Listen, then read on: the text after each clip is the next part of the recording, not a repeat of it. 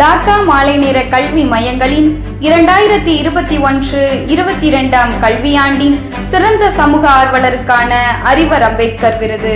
விருதினை பெறுபவர் திருமிகு சா. கவிநிலவு, மையம் இந்திரா நகர், மண்டலம் முதுகளத்தூர். திருமிகு சா. கவிநிலவு வழிநடத்துகின்ற இந்திரா நகர் மையத்தின் தனித்துவமான செயல்பாடுகள்.